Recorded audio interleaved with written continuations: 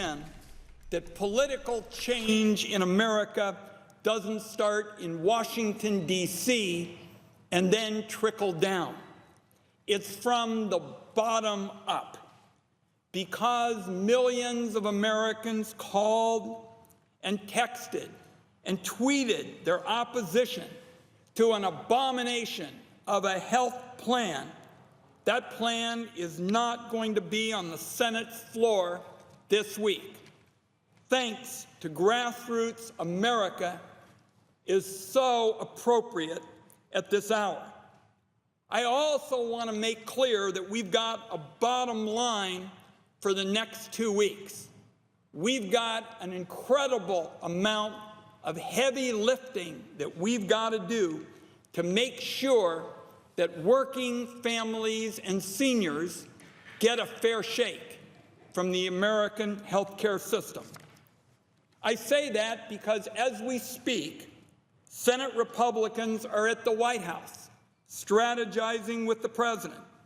The horse trading has already begun, and the Senate Republicans have a slush fund paid for by working families that contains hundreds of billions of dollars that can be used for sweetheart deals that would get them the 51 votes needed to pass this horrendous health bill in the United States Senate. Now I'll turn to what we need to focus on in the next 2 weeks at town hall meetings, civic group lunches, discussions with rural health care providers.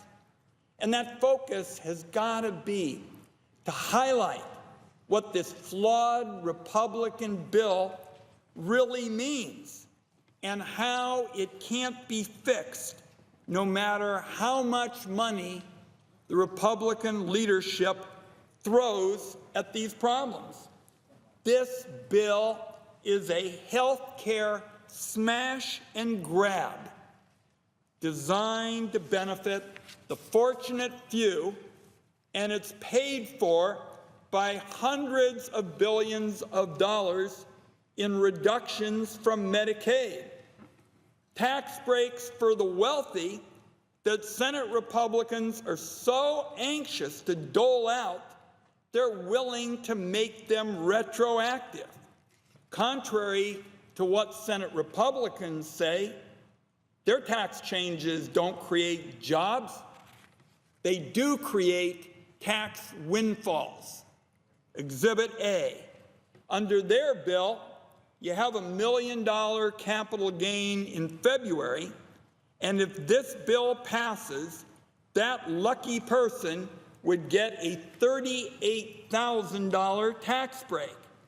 Many of these gains go directly into the pockets of America's 400 most affluent families, while disabled kids, those with opioid addictions, and families where a baby boomer has the misfortune of having a stroke and needs nursing home care face the prospect that the crucial health services they need, services that are life and death for them, won't be there because of this flawed health bill.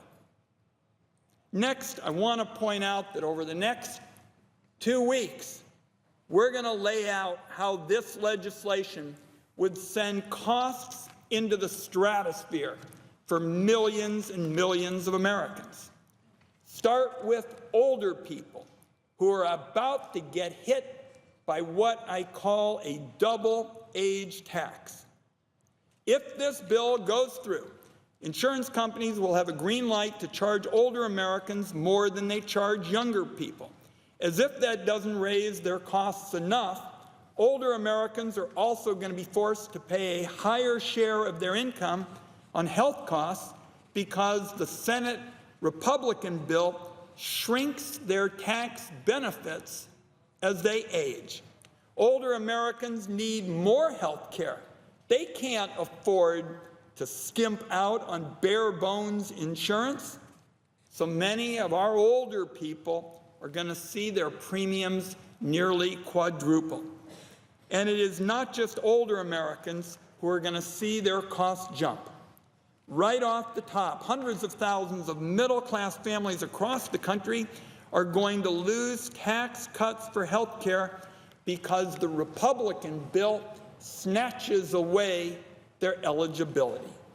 And when it comes to the private insurance market, this bill is centered on a plan to push Americans into bargain basement health coverage. After all the talk about deductibles and out-of-pocket costs being unaffordable, this Republican proposal ties middle-class benefits to high-deductible, low-value insurance plans. It's a sleight of hand to make it look like consumers are getting a better deal and lower premiums. But here's the reality, Mr. President. Of course you can make premiums go down if you force people into insurance that only covers Band-Aids and a bottle of aspirin. When people get sick or suffer an injury, they're going to read the fine print on their insurance. And with this legislation, if it were to pass, they would see sky-high deductibles and cut-rate coverage.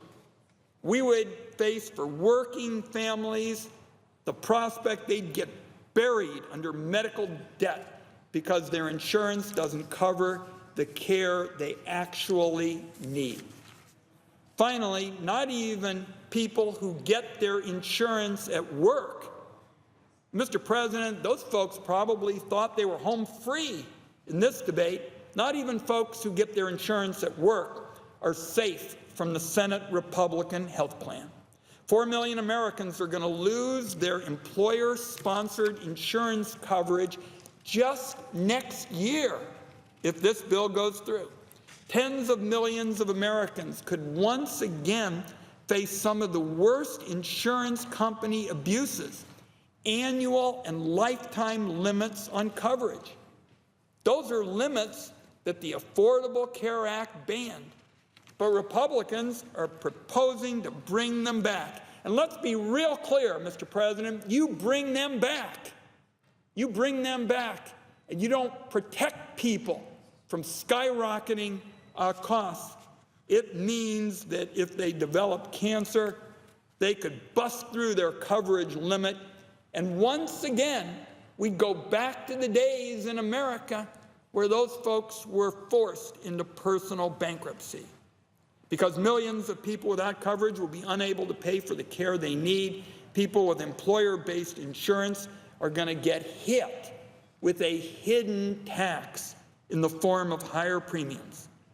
So if an American listening to this is considering early retirement, think again. The cost could well be too high. If you are thinking of leaving your job, becoming an entrepreneur, and starting your own business, you can think again. Especially if you have specific medical needs, your costs could be higher under this plan.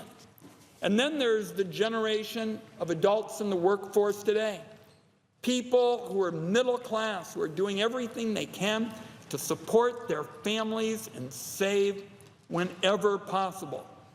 They may not be thinking about the expense of long-term care, but the fact is, growing older in America really costs a lot. Because of this bill, millions of people will no longer be able to count on Medicaid being there to cover their long-term care in a nursing home or at home where they're most comfortable later in life. So, Mr. President, I want to close by way of saying that what we have to do now is to make sure that to beat this destructive Republican bill, this is the only way to do it, is for Americans to keep tweeting, keep sending letters, keep finding rallies to attend.